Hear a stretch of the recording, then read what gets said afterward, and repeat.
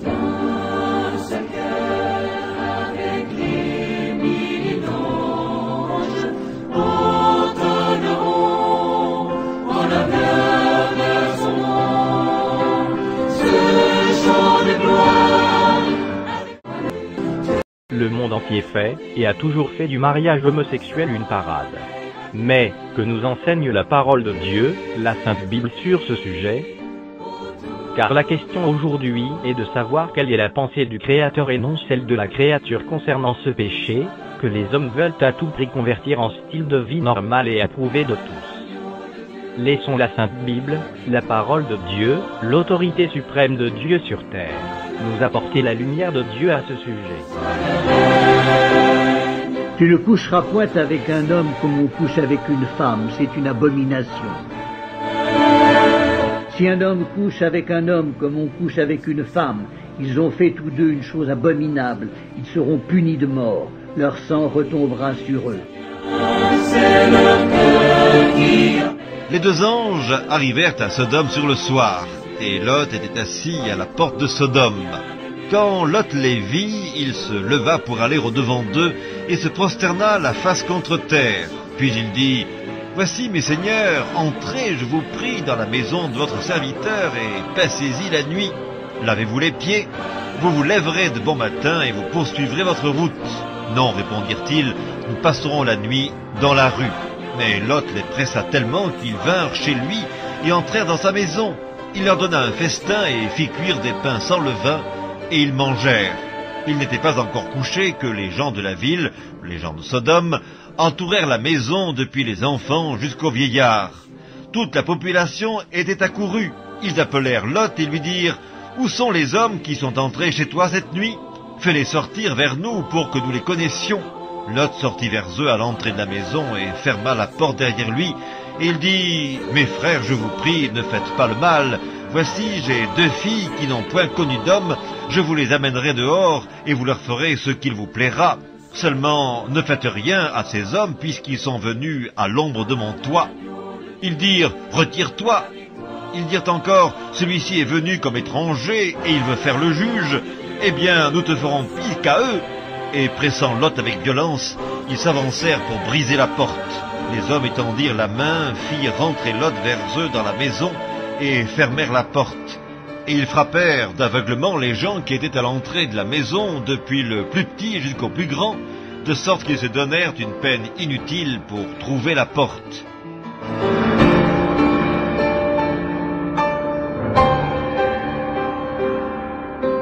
Il y eut même des prostituées dans le pays. Ils imitèrent toutes les abominations des nations que l'Éternel avait chassées devant les enfants d'Israël. Il ôta du pays les prostituées, et il fit disparaître toutes les idoles que ses pères avaient faites. Le jugement de Dieu sur les générations précédentes et futures qui se sont livrées, et qui se livreront à ce péché d'homosexualité.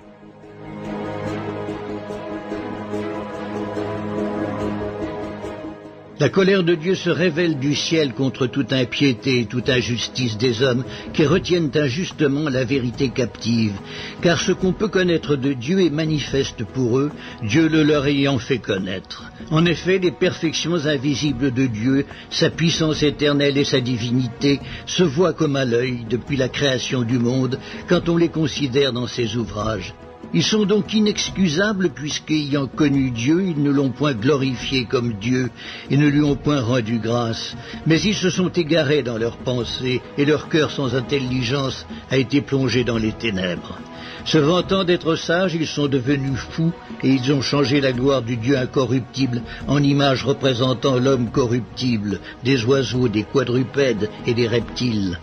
C'est pourquoi Dieu les a livrés à l'impureté, selon les convoitises de leur cœur, en sorte qu'ils déshonorent eux-mêmes leur propre corps, eux qui ont changé la vérité de Dieu en mensonge, et qui ont adoré et servi la créature au lieu du Créateur, qui est béni éternellement. Amen. C'est pourquoi Dieu les a livrés à des passions infâmes, car leurs femmes ont changé l'usage naturel en celui qui est contre nature. Et de même les hommes, abandonnant l'usage naturel de la femme, se sont enflammés dans leurs désirs les uns pour les autres, commettant homme avec homme des choses infâmes, et recevant en eux-mêmes le salaire que méritait leur égarement. Comme ils ne se sont pas souciés de connaître Dieu, Dieu les a livrés à leur sens réprouvé pour commettre des choses indignes, étant remplis de toute espèce d'injustice, de méchanceté, de cupidité, de malice. Pleins d'envie, de meurtre, de querelles, de ruse, de malignité, rapporteurs, médisants, impies, arrogants, hautains, fanfarons, ingénieux au mal, rebelles à leurs parents, dépourvus d'intelligence, de loyauté, d'affection naturelle, de miséricorde. Et bien qu'ils connaissent le jugement de Dieu, déclarant dignes de mort ceux qui commettent de telles choses, non seulement ils les font, mais ils approuvent ceux qui les font.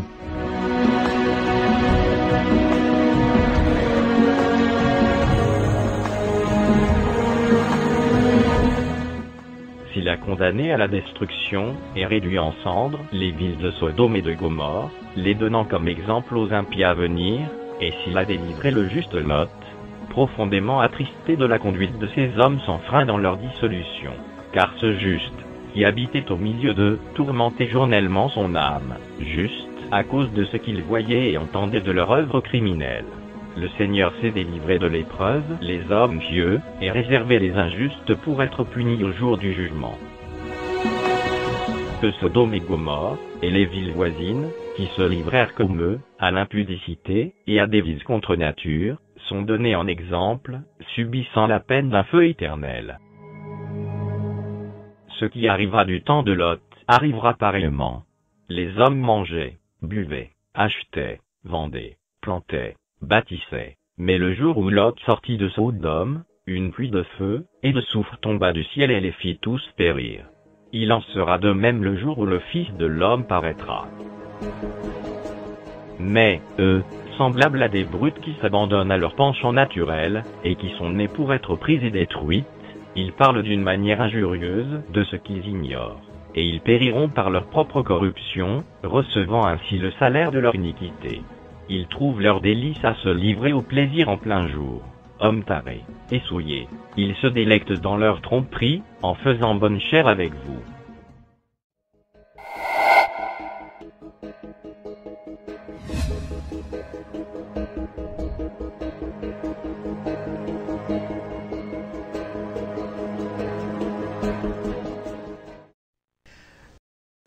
Je voudrais prendre un temps d'élever la voix et de prier le Seigneur pour ce moment. Seigneur, merci infiniment. Merci pour le privilège que tu m'accordes. Merci pour cette faveur que tu m'accordes d'ouvrir la bouche au milieu de l'assemblée des saints et d'apporter ce que tu as mis dans mon cœur en ces temps difficiles que nous traversons. En ces temps difficiles où le monde te renie, en ces temps difficiles où des chrétiens se refroidissent, en ces temps difficiles où les gouvernements et les systèmes en place sont en train de tout bloquer, Seigneur, pour que ta parole ne soit pas proclamée. Mais merci pour la liberté que tu nous accordes ce soir, d'ouvrir encore la bouche et de proclamer tes oracles. Alors, sers-toi de moi, Seigneur. Je vais m'effacer, je vais disparaître pour que tu sois élevé ce soir dans le cœur de tes enfants, au nom de Jésus. Amen. Merci, Seigneur. Mon message ce soir que je vais apporter, je l'ai intitulé « C'est vous qui êtes mes témoins ». Je pense que j'ai dit autre chose là-bas, mais c'est vous qui êtes mes témoins. Le Seigneur a besoin de témoins en ces temps difficiles. Le Seigneur a besoin de témoins qui se tiennent debout, qui n'ont pas peur de dire la vérité. Le Seigneur a besoin de témoins qui sont capables de dire « Je sers un Dieu que je connais, je sers un Dieu qui est vrai, je sers un Dieu qui n'est pas un Dieu des fables. C'est un Dieu réel, je l'ai vu à l'œuvre dans ma vie, je l'ai entendu agir à gauche et à droite, je sers un Dieu qui est réel. » Et nous avons reçu quelque chose, bien-aimés. Nous avons reçu quelque chose que nous ne pouvons pas garder pour nous-mêmes. Nous l'avons chanté tout à l'heure et j'ai aimé ce chant, j'ai vite noté les paroles de ce chant. Ce don si puissant que nous avons reçu du Seigneur, comment ne pas le répartir à ceux que tu veux suivre et qui s'égarent? C'est à peu près les paroles que j'ai notées. Je ne connaissais pas ce chant, mais j'ai trouvé ces paroles puissantes. Comment garder le don que nous avons reçu, la vérité que nous avons reçue du Seigneur, et ne pas la partager à de nombreuses personnes, des milliers de personnes qui chaque jour vont en enfer, parce que des chrétiens gardent ce don pour eux. C'est pour ça que je dis, et je ne le dis pas moi, c'est le Seigneur qui le dit dans Ésaïe, dit, mais c'est vous qui êtes mes témoins. C'est donc vous qui êtes mes témoins. Il insiste. Nous sommes les témoins du roi des rois. Nous sommes les témoins d'un Seigneur puissant. Il nous fait confiance que nous puissions sortir de notre confort et aller proclamer ses oracles à ceux qui ne connaissent pas le Seigneur. Ésaïe 43, verset 10 et verset 12. C'est vous qui êtes mes témoins. C'est donc vous qui êtes mes témoins. Il compte sur vous, il compte sur moi, bien-aimés. Est-ce que nous sommes prêts à nous lever? Sommes-nous prêts à nous lever? Sommes-nous prêts à relever ce défi qui nous lance? C'est vous qui êtes mes témoins. Là où les choses vont mal. C'est vous qui êtes mes témoins, là où on ne veut plus rien entendre de moi et de ma parole. Là où on est en train d'échanger ma parole contre l'argent et contre toutes sortes de choses. C'est vous qui êtes mes témoins. Le Seigneur compte sur vous. Amen. Et Dieu, quand il nous dit qu'il compte sur nous, c'est parce qu'il connaît la force et la puissance du témoignage. Je voudrais lire un texte sur lequel je vais revenir plus tard. C'est dans 1 Roi. Chapitre 18, je vais lire quelques versets puis je vais sauter. C'est l'histoire d'un témoin fidèle, d'un témoin efficace. 1 Roi, chapitre 18, je vais lire à partir du verset 20. Puis-je vous inviter à vous lever pour la lecture de la parole de Dieu. Akab envoya des messagers vers tous les enfants d'Israël, et il rassembla les prophètes à la montagne du Carmel. Alors Élie s'approcha de tout le peuple et dit, « Jusqu'à quand boiterez-vous? Jusqu'à quand clocherez-vous des deux côtés? Si l'Éternel est Dieu, allez après lui. Si c'est Baal, allez après lui. » Le peuple ne lui répondit rien. Et Élie dit au peuple, « Je suis resté seul des prophètes de l'Éternel, et il y a 450 prophètes de Baal. Que l'on nous donne 2 taureaux, qu'ils choisissent pour eux l'un des taureaux et qu'ils le coupent par morceaux et qu'ils le placent sur le bois sans y mettre le feu. Et moi, je préparerai l'autre taureau et je le placerai sur le bois sans y mettre le feu. Puis, invoquez le nom de votre Dieu et moi, j'invoquerai le nom de l'Éternel. Le Dieu qui répondra par le feu, c'est celui-là qui sera Dieu. » Et tout le peuple répondit en disant, « C'est bien. » Je vais sauter, je vais aller au verset 30. Élie dit alors à tout le peuple, « Approchez-vous de moi. » Tout le peuple s'approcha de lui, et Élie rétablit l'autel de l'Éternel qui avait été renversé. Il prit 12 pierres, d'après le nombre des tribus des fils de Jacob, auxquels l'Éternel avait dit, « Israël sera ton nom. » Et il bâtit avec ces pierres un autel au nom de l'Éternel. Il fit autour de l'autel un fossé de la capacité de 2 mesures de semences. Il arrangea le bois, coupa le taureau par morceaux et le plaça sur le bois. Puis il dit, remplissez d'eau 4 cruches et versez-les sur l'holocauste et sur le bois. Il dit, faites-le une seconde fois, et ils le firent une seconde fois. Il dit, faites-le une 3e fois, et ils le firent une 3e fois. L'eau coula autour de l'autel, et l'on remplit aussi d'eau le fossé. Au moment de la présentation de l'offrande, Élie, le prophète, s'avança et dit, « Éternel, Dieu d'Abraham, d'Isaac et d'Israël, que l'on sache aujourd'hui que tu es Dieu en Israël, que je suis ton serviteur et que j'ai fait toutes ces choses par ta parole. Réponds-moi, Éternel, réponds-moi, afin que ce peuple reconnaisse que c'est toi, Éternel, qui es Dieu et que c'est toi qui ramènes leur cœur. » Verset 38. Et le feu de l'Éternel tomba, et il consuma l'holocauste, le bois, les pierres et la terre, et il absorba l'eau qui était dans le fossé. Et quand tout le peuple vit cela, ils tombèrent sur leur visage et dirent, « C'est l'Éternel qui est Dieu, c'est l'Éternel qui est Dieu. » J'aimerais que ce soir, ensemble, nous puissions le répéter. C'est l'Éternel qui est Dieu, c'est l'Éternel qui est Dieu. Amen. Vous pouvez prendre place. Amen. Des vrais témoins, c'est de ça dont le Seigneur a besoin. Un vrai témoin, bien-aimé, c'est quelqu'un qui a une connaissance personnelle de la personne ou d'une vérité sur laquelle il va témoigner. C'est quelqu'un qui a fait une expérience personnelle, qui a une expérience vécue avec la personne pour qui il va témoigner. Un vrai témoin dans les circonstances actuelles, c'est aussi quelqu'un qui sait que le Seigneur l'appelle. Pas aller témoigner là où c'est facile de témoigner, pas aller témoigner là où tu seras accepté, pas aller témoigner là où on va t'écouter avec plaisir, mais d'aller témoigner partout où il t'enverra, partout où tu seras appelé. Rappelez-vous, dans Acte 1, verset 8, Jésus qui parlait à ses disciples, vous recevrez une puissance, le Saint-Esprit survenant sur vous, et vous serez mes témoins. Où? D'abord à Jérusalem. Là même où on venait de crucifier le Seigneur. Là même où il y avait de l'animosité. Là même où il y avait de la méfiance. Là même où tu risquais encore, en parlant de Jésus, de te faire tabasser. C'est là qu'il les envoie. C'est là qu'il envoie les vrais témoins. Allez dire ce que vous avez vu. Allez dire ce que vous connaissez de moi. Allez confirmer que je suis le Seigneur de gloire. Il les envoie à Jérusalem. Il leur dit, vous ne resterez pas seulement à Jérusalem, vous sortirez, vous irez en Judée, chez nos voisins, là où j'ai été, là où j'ai fait le ministère et je n'ai pas été accueilli, je n'ai pas été considéré.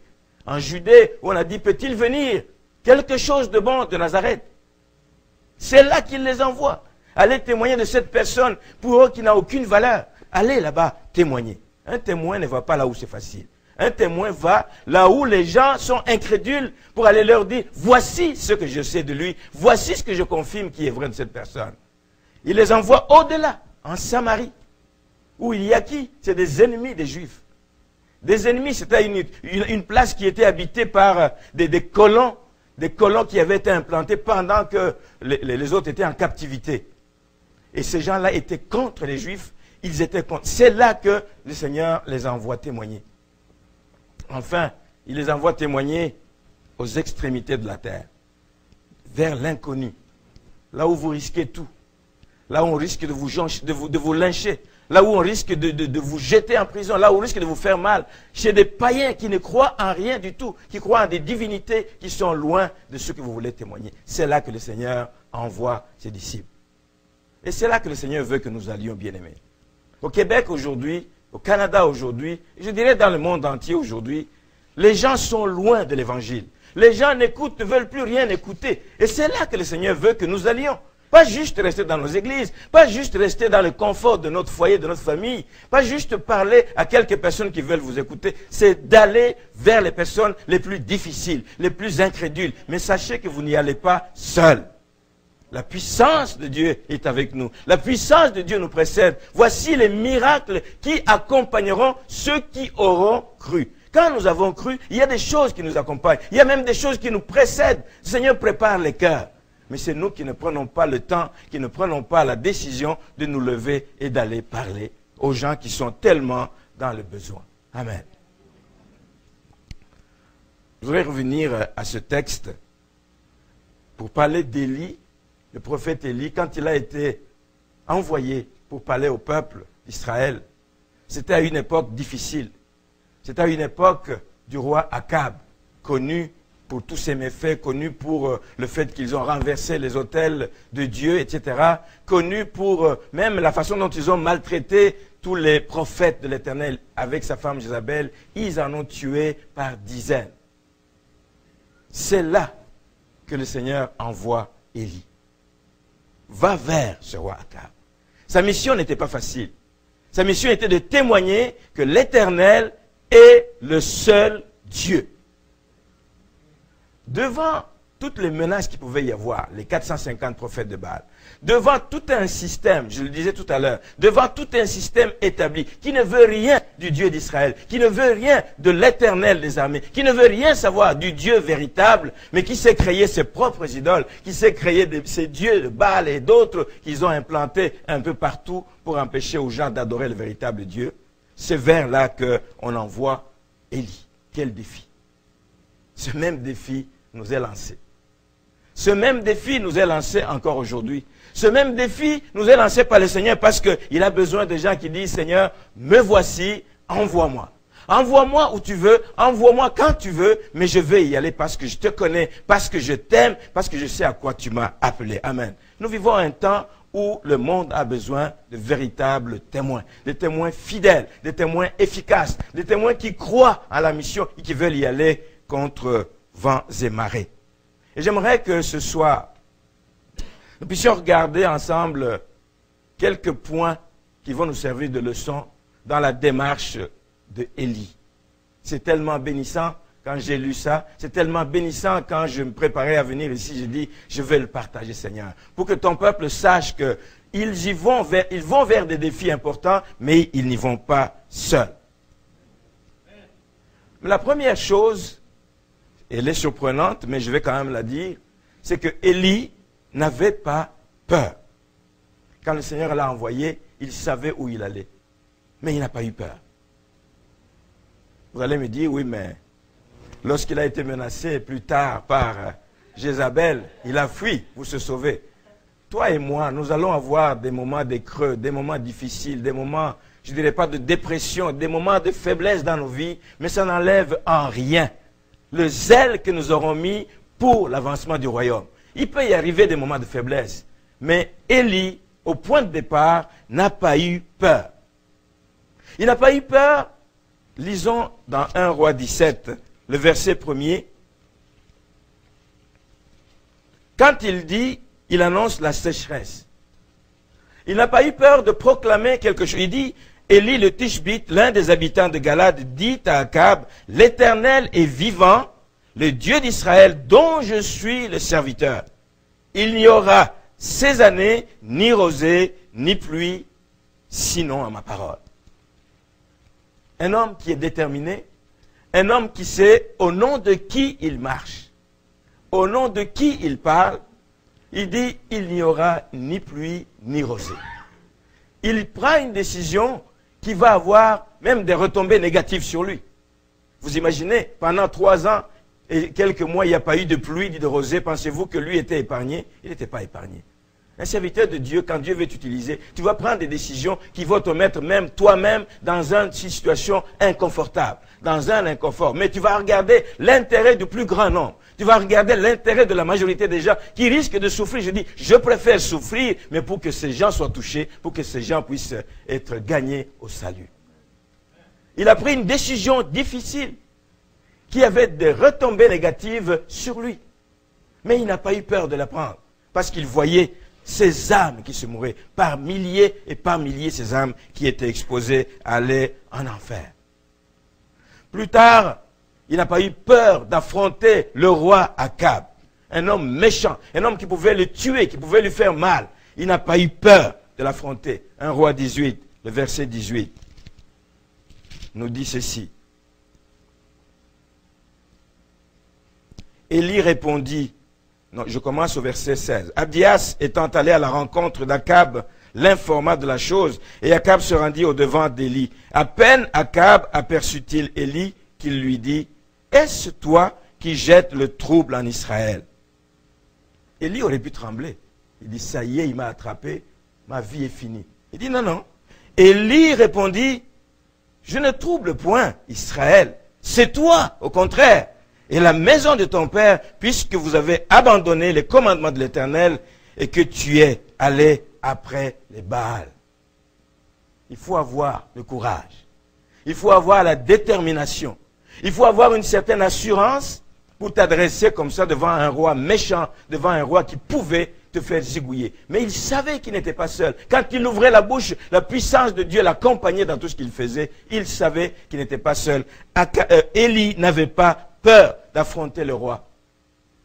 Mais si vous comparez un peu plus haut avec Abdias, et il dit, tu cherches ma mort d'aller dire ça. Bien aimé, il y a un appel qui est sur ta vie.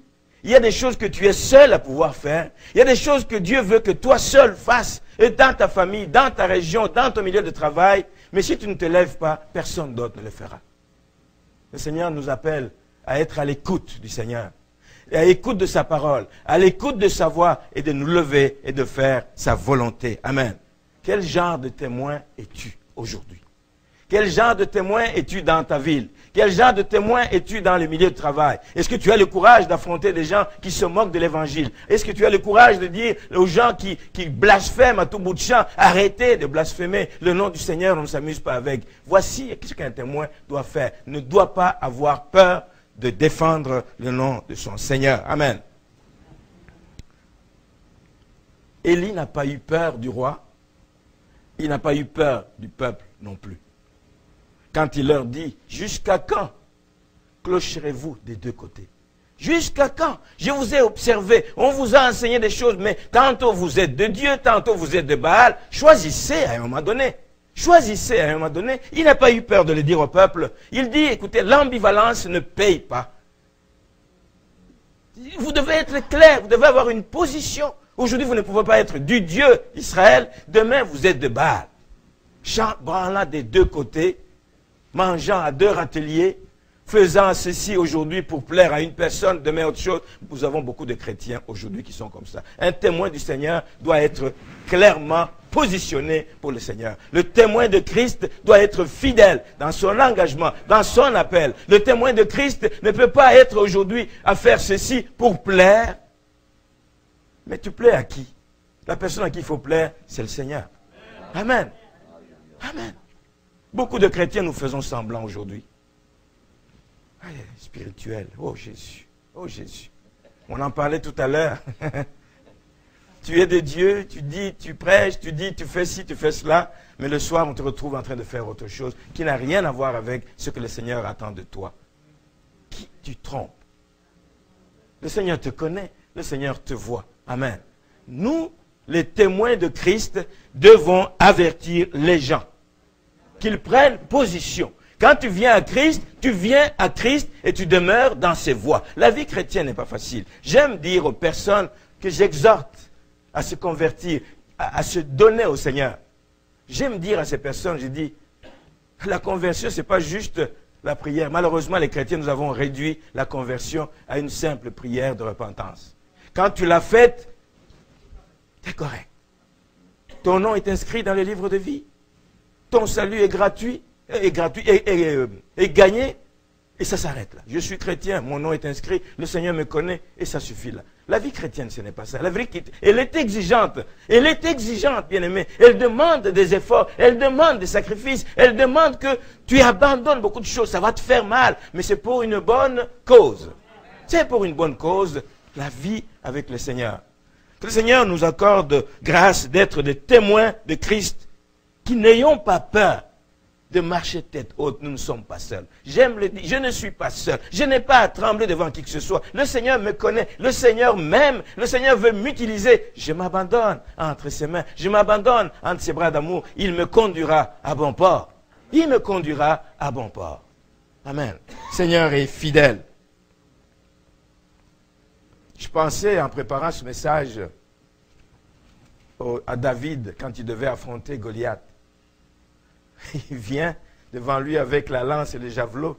Il dit, mais moi je viens devant toi au nom de l'Éternel des armées. Bien aimé, si nous savons qui il est, nous n'allons pas hésiter de témoigner de sa fidélité et de sa grandeur.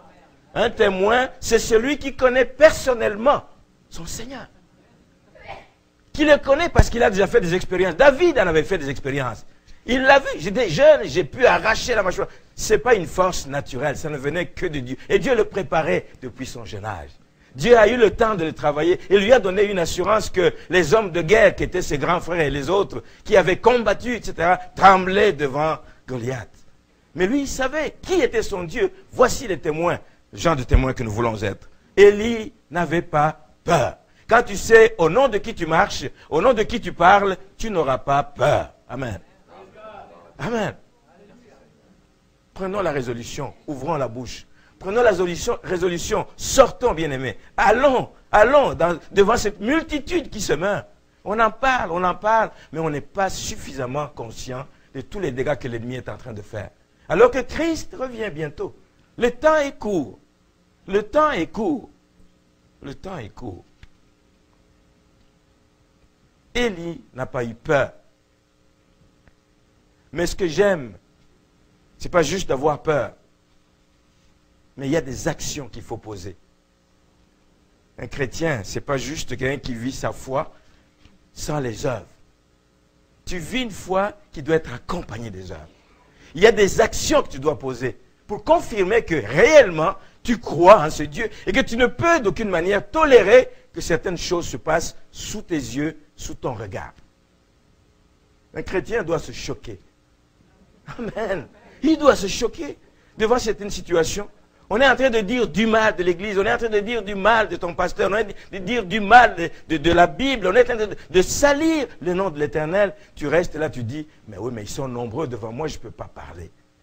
Tu ne veux pas afficher tes couleurs. Bien-aimé, affiche tes couleurs. Tout le monde doit savoir, partout où tu passes, que tu es enfant de Dieu, que tu es ambassadeur de Christ, que tu sers un Dieu puissant. Le monde doit le savoir. Élie a fait quelque chose que j'apprécie beaucoup. Il a rétabli. Il a rétabli l'autel. On le voit au verset 30. J'aime ça.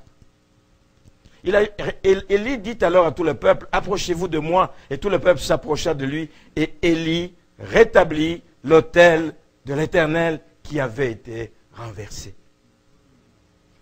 L'autel de l'Éternel a été renversé à beaucoup d'endroits ici au Québec. L'autel de l'Éternel a été renversé même dans certaines églises. L'autel de l'Éternel a été renversé et continue à être renversé sous nos yeux, sous nos regards. L'autel, c'est quoi? C'était le lieu de rencontre. C'était le lieu des souvenirs. C'était le lieu d'intimité. C'était le lieu où on venait rendre des actions de grâce, où on venait exprimer notre reconnaissance. Les gens de l'ancien temps bâtissaient chaque fois un autel, chaque fois qu'ils avaient été visités par le Seigneur, chaque fois qu'il y avait un événement important dans leur vie, un lieu de souvenir pour se rappeler de l'intervention de Dieu. Amen. Quand tu as fait des expériences avec le Seigneur, souviens-toi de ce moment. C'est un autel que tu bâtis. Seigneur, je me souviens quand telle année, comme nous disait notre frère Roland, quand le Seigneur l'a délivré à un moment donné, est intervenu dans sa vie de manière tout à fait miraculeuse, il n'oublie pas ça jusqu'à aujourd'hui. Alors que c'est quelque chose qui date d'il y a 30 ans. Aujourd'hui, il peut encore en témoigner. Aujourd'hui, il peut encore en parler parce qu'ici, il a vu la main de Dieu. Quand tu as vu la main de Dieu, tu élèves un autel. Tu dis, cette journée-là, cette année-là, le Seigneur m'a visité. Le Seigneur a fait quelque chose. Et les gens de l'ancien temps le faisaient. Abraham, lorsque le Seigneur lui promit un pays pour sa descendance, il bâtit un autel. Moïse bâtit un autel lorsque Israël avait le dessus sur les Amalécites. Il bâtit un autel. C'était une habitude de l'ancien temps. Les chrétiens d'aujourd'hui, on prend ça pour acquis. Le Seigneur m'a béni, gloire à Dieu. C'est des monuments, c'est des moments importants de votre vie que nous devrions bâtir un autel. Josué bâtit un autel après la victoire d'Israël contre la ville de Haï. Mais l'autel qui était à l'époque où on parle d'Élie a été renversé. Et lui dit non, le Dieu que je sers, nous devons avoir un lieu pour l'adorer. Nous devons avoir un lieu où nous allons le célébrer, où nous allons lui offrir des sacrifices, où nous viendrons nous souvenir de tous ses bienfaits.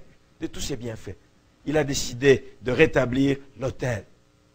Mais un autel, on ne le rétablit pas juste pour la beauté du monument.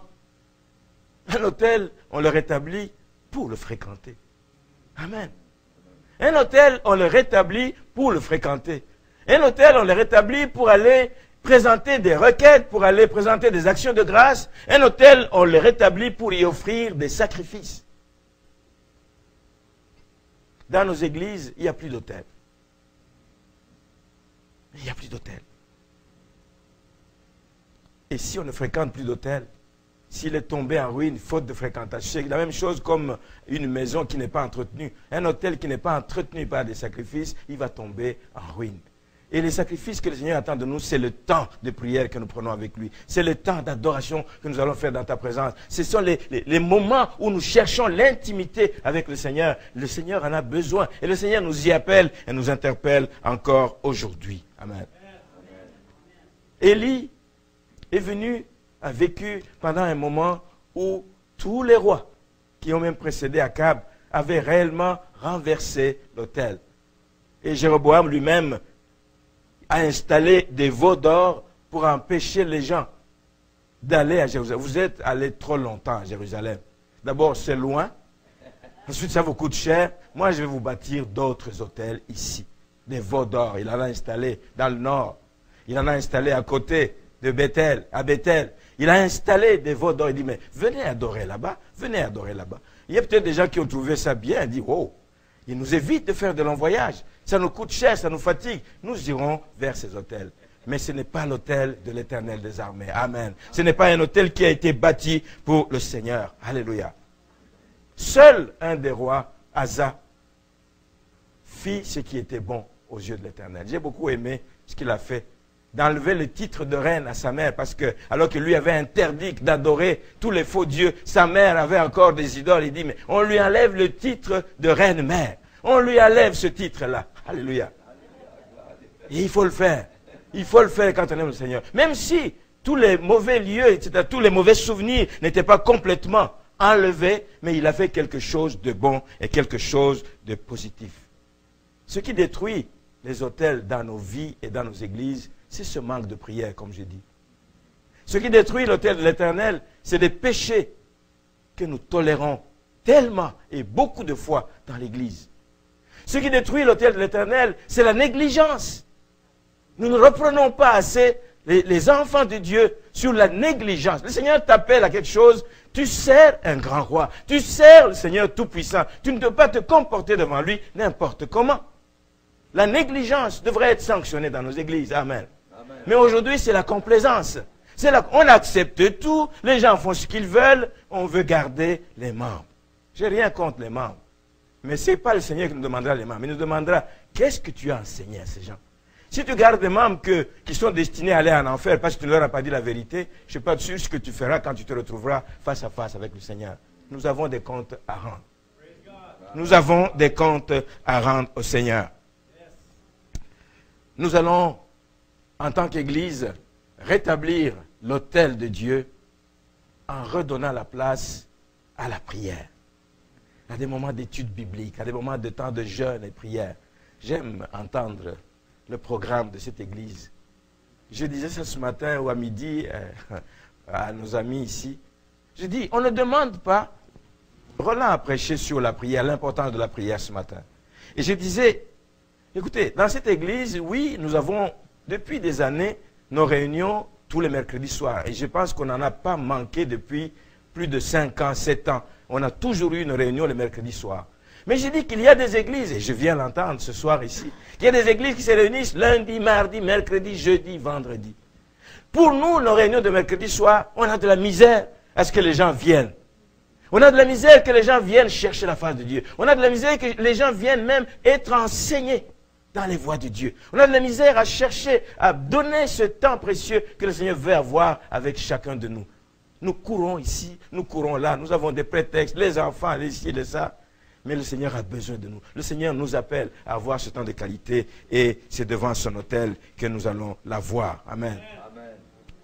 Nous avons besoin de ce temps de qualité avec le Seigneur. Nous avons besoin dans nos églises de rétablir l'autel renversé. Nous en avons besoin. Nous en avons besoin. Autrement, en quoi serons-nous des témoins de Christ? En quoi? Les gens de l'extérieur qui nous voient. Je l'ai dit souvent, je dis, mais les gens qui passent ici à l'Assomption, de lundi à vendredi, les portes de l'église sont toujours fermées. C'est une église qui a fermé ou c'est une église vivante? On devrait avoir... Amen. Il y a peut-être quelqu'un qui passe sur la rue, le seul jour où il n'est pas disponible, c'est le mercredi et c'est le jour où nous nous réunissons. Il passe lundi, il tire la porte, elle est fermée. Il passe mardi, la porte est fermée. Il passe jeudi, la porte est fermée. Nous aurions et nous devrions désormais avoir des gens qui se lèvent et disent, mais je vais passer ma journée à l'église aujourd'hui. La porte est ouverte. Quelqu'un est dans le besoin, il passe, il a besoin d'aller se ressourcer. Tu vas prier avec cette personne, ça va lui faire du bien. Voici la mission que le Seigneur nous a donnée en tant qu'Église. Amen. Non seulement Élie n'avait pas peur, mais Élie a rétabli l'autel de l'Éternel qui était renversé. C'est un appel qui nous est lancé, nous aussi, en tant qu'Église de Dieu. La troisième leçon que j'ai pu tirer de ce texte de 1 Roi, et j'aime ça, et j'encourage ça. Élie, je ne trouvais pas de thème, mais j'ai pris un thème qui est un rassembleur. J'aime Élie, c'est un rassembleur. J'aime Élie parce qu'en bâtissant l'autel, la Bible nous dit qu'il a utilisé 12 pierres. Oui, il a rétabli l'ancien autel qui avait été renversé, mais il a bâti un autre autel pour ce moment important et de qualité, avec 12 pierres qui représentaient les 12 tribus des fils de Jacob. Inclusif. Nos églises doivent être inclusives. Nos églises doivent encourager que les enfants de Dieu se tiennent ensemble. Nos églises doivent nous amener à rassembler les enfants de Dieu en leur disant, nous avons la même identité, nous sommes de Christ, nous avons la même mission, travaillons la main dans la main. J'aime les propos du pasteur quand il dit, oui, les églises devaient se retrouver de temps en temps ensemble pour prier, pour partager des moments ensemble. C'est tellement important. Nous avons la même identité, nous avons la même mission. Élie était rassembleur. Il voulait que les 12 tribus puissent avoir leur part dans le sacrifice qui allait être offert. Il a pris 12 pierres pour représenter les 12 tribus. Amen. J'aime ça. Parce qu'un vrai témoin doit toujours rappeler que nous sommes un peuple spécial. Appelé des 4 coins. Venant d'Afrique, venant d'Amérique latine, venant de partout. Nous nous retrouvons de l'île Maurice. Nous nous retrouvons ensemble sous la même bannière. Parce que nous avons quelque chose à faire ensemble. Plus nous nous tenons ensemble, plus nous serons forts. Nous sommes un peuple mis à part, un peuple qui a été sauvé par le sang de Jésus-Christ, comme nous l'avons chanté, un peuple sur qui le nom de l'Éternel est invoqué. C'est ça qui fait notre identité. Si mon peuple, sur qui mon nom est invoqué, s'humilie et prie, savez-vous que le nom de l'Éternel est invoqué sur nous? Le savez-vous que c'est ça qui fait notre force? Amen. Élie le savait et bâtissait un autel avec les 12 pierres pour montrer qu'il veut rassembler tout le monde, que tout le monde ait part à ce moment important qui allait se passer devant leurs yeux. Ce que j'aime aussi du fait qu'il est rassembleur, c'est qu'en bâtissant l'autel, il a fait sa part. Il n'a pas dit, bon écoutez, toi et toi, allez venez, faites la job, et puis je vous regarde. Il dit, j'ai fait ma part. Il a bâti, il a creusé un fossé, il a découpé l'animal. Merci. Merci.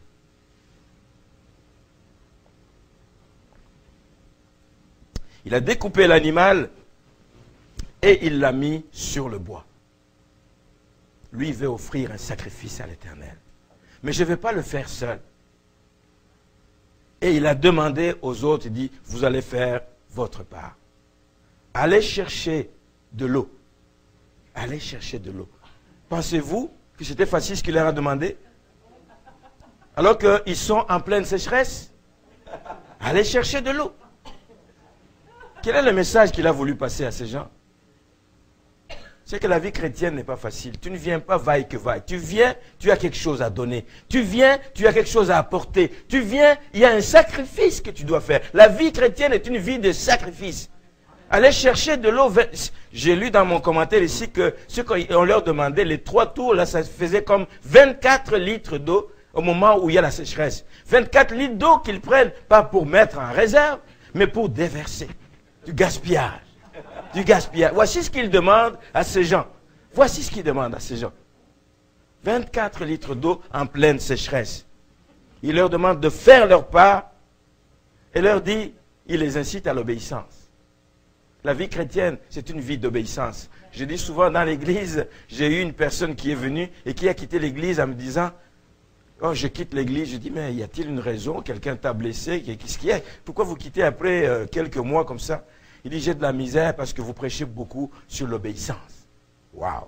J'ai dit, mon Dieu, j'ai dit, mais là, je ne prêche pas d'obéir à ma personne. Quand je parle d'obéir, c'est d'obéir à la parole de Dieu. Il dit, j'ai de la misère avec ça. Je dis, ma soeur, je ne sais pas dans quelle église où tu iras, où on ne te parle pas d'obéissance. La vie chrétienne, c'est une vie d'obéissance. C'est une vie de sacrifice. Élie leur dit, oui, je vais vous rassembler, mais vous avez quelque chose à faire. Si vous voulez voir Dieu se manifester, vous avez quelque chose à faire. Quelque chose qui vous coûte. Il faut que le travail auquel le Seigneur nous appelle nous coûte quelque chose. Ce n'est pas juste de dire, bon, écoute, je vais à l'église quand je n'ai rien d'autre à faire. Je vais à l'église quand il ne pleut pas. Je vais à l'église quand il n'y a pas beaucoup de neige. Je vais à l'église. Non, il faut que ça te coûte. Amen. Alors le Seigneur va agréer ton sacrifice. Amen. Nous le vivons et nous le voyons. Et nous le voyons. Amen. Vraiment, que le Seigneur nous parle ce soir, tel que nous sommes, chacun d'entre nous. Cette église ira de l'avant si chacun de nous apporte du sien. Gloire à Dieu, parce que je vois qu'il y a une bonne équipe ici. Je l'ai vu chaque fois que je suis venu, il y a une bonne équipe qui est à l'œuvre, qui supporte le serviteur de Dieu. Amen. Seigneur vous bénisse, mais qui vous aide à sortir des quatre murs, qui vous aide à aller vers des personnes. Le pasteur ne peut pas être partout. Souvent, il est appelé à sortir du pays, à aller loin. Pendant qu'il n'est pas là, qui va aller dans les rues de Chambly? Qui va aller dans les rues environnantes pour annoncer l'évangile? C'est vous, c'est vous, c'est vous et c'est vous. Amen. Levez-vous et allez-y. Levez-vous et bâtissez, comme disait Néhémie. Levez-vous et faites quelque chose. Vous avez une part pour l'avancement du royaume, une part à apporter. Ceci pour dire qu'un vrai témoin, bien-aimé, un témoin efficace, ce n'est pas quelqu'un qui croit que le réveil, les conversions, les changements, la croissance viendront juste parce qu'il y a une intervention surnaturelle, une intervention divine. Oui, Dieu peut le faire, mais Dieu veut travailler avec l'humain. Dieu veut travailler avec toi et moi. Dieu compte sur toi et sur moi. Dieu regarde, il dit, mais j'ai besoin de quelqu'un. J'ai besoin d'aller toucher des gens dans ce quartier. Qui va se lever? Dieu peut le faire, mais il t'associe. C'est une faveur que tu as. D'être le bras de Dieu, d'être l'oreille de Dieu, d'être la bouche de Dieu, d'être le... Amen. C'est une faveur. C'est un privilège que tu as d'être choisi par le Seigneur. Alléluia. Un vrai témoin. Et je prie le Seigneur que nous soyons tels que nous sommes ce soir, des vrais témoins de Christ. Que les choses changent, que les choses bougent, qu'un jour j'entende, Seigneur, Pasteur Jean, tu es passé l'autre jour, voici ce qui s'est passé dans l'église. Gloire à Dieu. Ce n'est pas pour moi, mais pour le Seigneur. Pour le Seigneur. Ma joie, mon bonheur, ce sera que je suis venu apporter la bonne nouvelle ici et que ça a touché au moins une personne qui s'est levée, qui a fait la différence par rapport à tout ce qu'il faisait avant. Rassembleur, chacun a une part à jouer. Élie l'a fait et c'est important que nous puissions donc faire comprendre aux uns aux autres les exigences de la vie chrétienne. Élie n'avait pas peur. Élie a rebâti l'autel qui était renversé. Élie était un rassembleur, quelqu'un qui implique les autres. Nous ne devons pas avoir dans une église des camps, des regroupements, des clubs, je ne sais pas comment appeler ça, mais des groupes de gens, Nous sommes une famille. Nous sommes une famille. Plus nous travaillerons ensemble, la main dans la main, plus nous serons forts, plus nous allons gagner du terrain, plus nous atteindrons des gens qui ont besoin d'atteindre le Seigneur. Mais si vous restez dans un petit groupe chaque fois, moi et mon groupe, vous êtes en train d'affaiblir l'œuvre du Seigneur. Je voudrais terminer par la dernière leçon que j'ai trouvée dans ce texte. Et c'est tellement important. C'est tellement important au verset 37. Dans la prière qu'Élie fait, réponds-moi, Éternel, réponds-moi, afin que ce peuple reconnaisse que c'est toi, pas moi, que c'est toi, Éternel, qui est Dieu, et que c'est toi qui ramènes leur cœur. Élie, bien-aimé, veut donner toute la gloire à Dieu. Que toute la gloire revienne à Dieu. Je vous passe des détails. Vous le voyez autant que moi, ce qui se passe aujourd'hui dans les milieux des enfants de Dieu. Tout pour moi, tout pour que mon nom soit connu, tout pour qu'on parle de moi à gauche, à droite, tout pour que j'ai une grosse église. Je n'ai rien contre les grosses églises. J'aimerais bien en avoir une, mais une qui est dans la vérité, une qui sert le Seigneur, une qui proclame les oracles du Seigneur. C'est pas mauvais. Mais si on veut l'avoir pour sa propre gloire, pour son propre rayonnement, on est à côté de la plaque. On est à côté de la... Élie veut que toute la gloire revienne à l'Éternel, et à lui seul, et à lui seul. Amen. Une belle prière qu'il fait. Une belle prière. Réponds-moi, Éternel. Réponds-moi afin que ce peuple reconnaisse que c'est toi, Éternel, qui est Dieu, et que c'est toi qui ramènes leur cœur. Quand vous faites une prière sincère, quand vous faites une prière vraie, et même plutôt au moment de la présentation de l'offrande, Élie, le prophète, s'avança et dit, « Éternel Dieu d'Abraham, au verset 36, et d'Isaac, d'Israël, que l'on sache aujourd'hui que tu es Dieu en Israël, que je suis ton serviteur et que j'ai fait toutes ces choses par ta parole, pas par ma force, pas par mes capacités. » Qui était Élie? La Bible le présente, nous l'avons vu au chapitre 17, verset 1, Élie le Tishbite, quelqu'un qui habitait une ville Tishbé, une simple localité. Il dit un des habitants, pas le prophète de Galade, mais un des habitants, comme quelqu'un là qui n'a pas de nom, qui n'a pas de renommée, un des habitants de Galade. J'aime ça. Quand nous servons le Seigneur, nous devons le servir, je ne dirais pas dans l'anonymat, ce n'est pas le mot qu'il faut, nous devons le servir pour que, bien aimé, que seule la gloire de Dieu puisse éclater. Il y a une belle histoire de Léonard de Vinci qui a fait un beau tableau que vous connaissez, le tableau de la Sainte Seine. On le voit partout, on le voit, c'est une belle toile, la Sainte Seine, où on voit Jésus qui tient une coupe dans ses mains, et l'apôtre Jean qui est sur son cœur ici. Et quelqu'un voit, c'est un chef-d'œuvre aujourd'hui, c'est un chef-d'œuvre. Il est dans les musées, on regarde, on dit waouh. Les personnes, ce qu'il a attiré, dit quelle belle coupe entre les mains de Christ, entre les mains de Jésus. Quelle belle coupe. Ce qui a attiré son attention, c'est la coupe. Ne soyez pas une coupe, bien-aimés. Ne soyez pas une coupe. Si vous paraissez comme une coupe que les gens voient au lieu de voir la personne de Jésus-Christ, hein, changez votre toile. Amen. Changez votre témoignage de façon que quand vous témoignez, que ce soit le nom de Christ qui soit mis de l'avant. Amen. Élie n'était pas comme ça. Élie voulait que le nom de Jésus soit connu. Élie voulait que le nom de l'Éternel soit connu. Élie voulait que le nom de l'Éternel des armées soit proclamé à la face du monde. Il n'a pas voulu prendre la place du roi des rois. Il a dit, je ne suis qu'un simple serviteur. Élie veut donner toute la gloire à Dieu.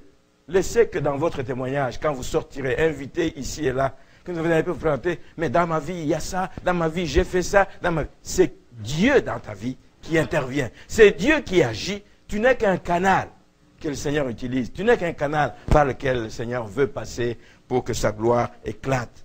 Alors dans notre témoignage de tous les jours, partout où nous allons, que notre préoccupation soit d'élever Christ, de l'élever lui seul, de l'élever lui seul et personne d'autre. Amen. Le Seigneur réellement nous fasse grâce. C'est ça qui va amener les gens. Ce n'est pas la beauté de ton langage, ce n'est pas ton habillement, ce n'est pas ta beauté, ce n'est pas ton élégance, ce n'est pas je ne sais pas quoi. Ce n'est pas le décor, parce que c'est ça aussi. On veut avoir un beau décor et tout, ça attire les gens. Oui, mais les gens peuvent venir pour le décor, mais ils vont aller en enfer. Ils vont aller en enfer. Le Seigneur veut que nous attirions ses enfants, ceux-là qu'il cherche. C'est pour ça que j'ai demandé à l'équipe tout à l'heure qu'à la fin on chante un chant. Le Seigneur est un bon berger. Il s'occupe de chacune de ses brebis. Il les cherche. Il veut qui veut se lever pour qu'il l'envoie chercher ses brebis. Est-ce que nous sommes prêts à nous lever pour aller chercher les brebis du Seigneur? Un vrai témoin de Christ doit accepter qu'il n'est qu'un canal. Un canal que Dieu va utiliser. Un instrument entre les mains du Seigneur. Se laisser être malléable comme un vase entre les mains du potier. Amen. Et là, nous allons voir la gloire de Dieu éclater. Amen. Et là, nous allons voir des réponses à nos prières. Alors, nous allons voir dans les églises des signes et des manifestations du Seigneur parce que nous lui aurons donné toute la place. Et terminer là-dessus ce soir. Jacques nous dit dans le chapitre 5, verset 17, que Élie était un homme de la même nature que nous. C'était le Tishbite, un des habitants de Galade.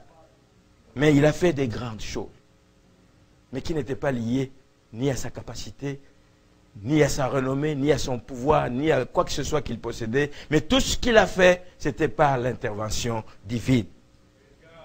Puissions-nous nous disposer comme Élie s'est disposé.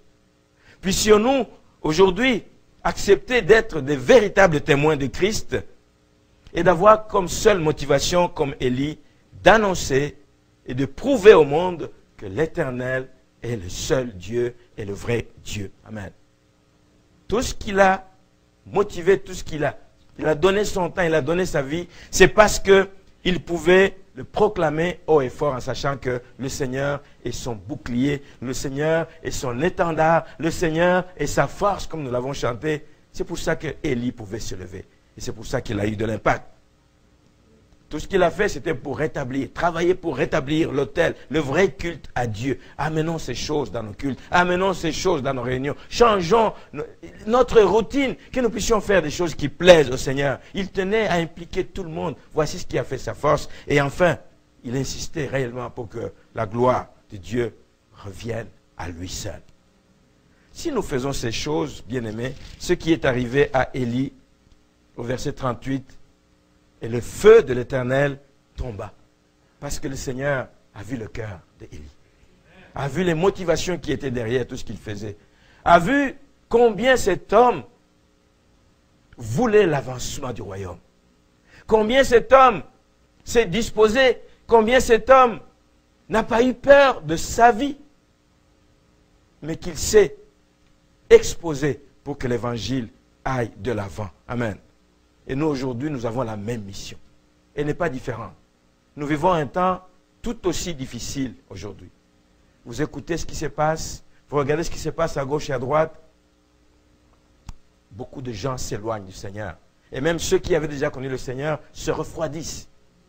Beaucoup de chrétiens rétrogradent. Et quand ils veulent revenir, ils veulent aller là où on ne les dérange pas. La parole de Dieu dérange. Et elle doit te déranger, parce que si elle ne te dérange pas, il y a un problème. Elle doit te déranger.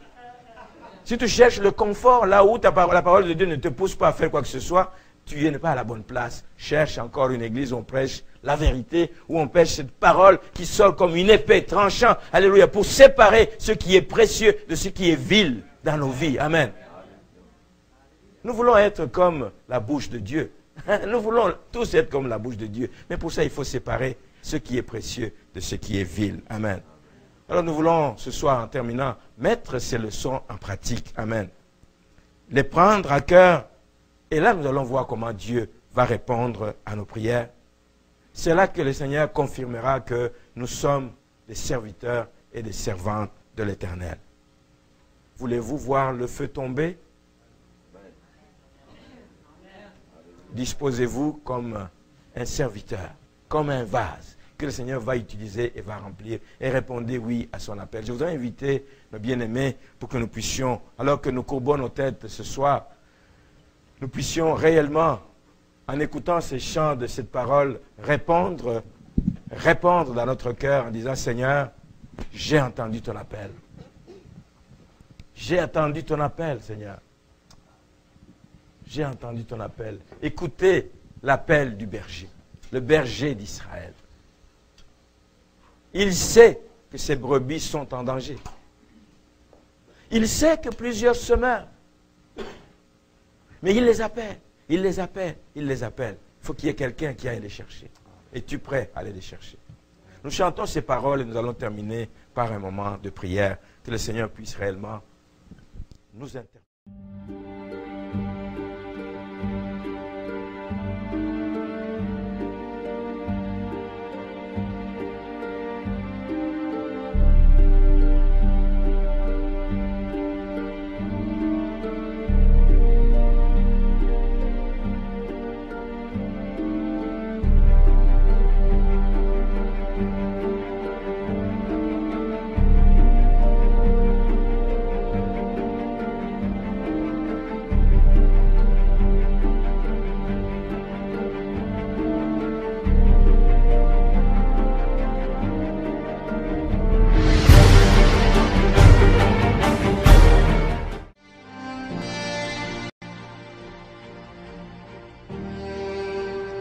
Chers amis, la Bible enseigne que le monde s'en va inexorablement, non vers la paix, mais vers une guerre ultime, de cataclysme, un Armageddon décrit au chapitre 16 de l'Apocalypse.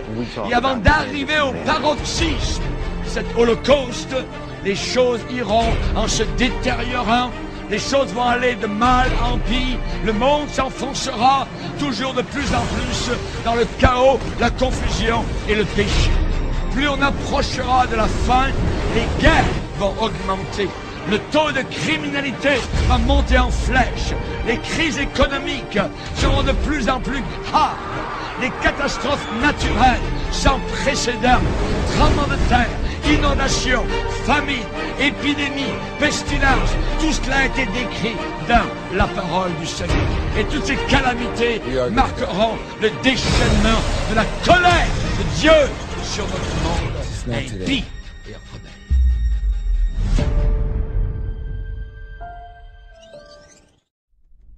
Quelle est la volonté de l'Éternel Dieu créateur, notre Seigneur et grand Dieu incarné Jésus-Christ, dans tout ceci, depuis le commencement? La seule et unique réponse immuable, invariable, certaine et éternelle, que nous donne la parole de Dieu, la Sainte Bible, est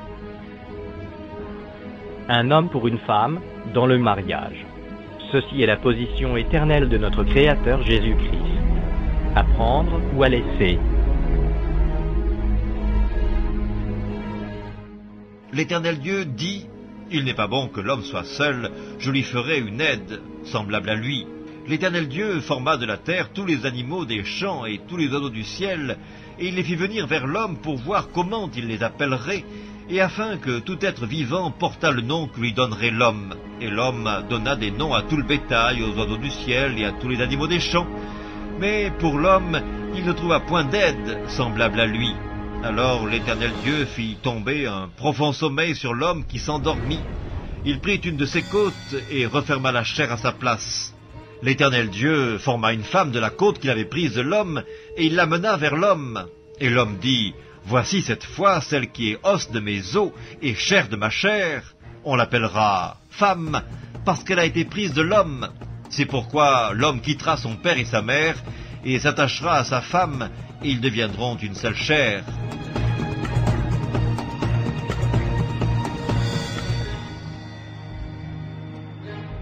Il répondit, « N'avez-vous pas lu que le Créateur, au commencement, fit l'homme et la femme et qu'il dit, c'est pourquoi l'homme quittera son père et sa mère, et s'attachera à sa femme, et les deux deviendront une seule chair.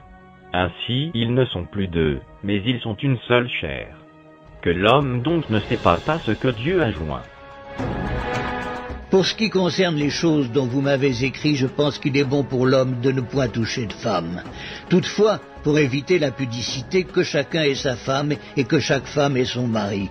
Que le mari rende à sa femme ce qu'il lui doit et que la femme agisse de même envers son mari. Je suis venu comme une lumière dans le monde, afin que quiconque croit en moi ne demeure pas dans les ténèbres. Si quelqu'un entend mes paroles et ne les garde point, ce n'est pas moi qui le juge, car je suis venu non pour juger le monde, mais pour sauver le monde. Celui qui me rejette et qui ne reçoit pas mes paroles a son juge. La parole que j'ai annoncée, c'est elle qui le jugera au dernier jour. Car je n'ai point parlé de moi-même, mais le Père qui m'a envoyé m'a prescrit lui-même ce que je dois dire et annoncer. Et je sais que son commandement est la vie éternelle. C'est pourquoi les choses que je dis, je les dis comme le Père me les a dites.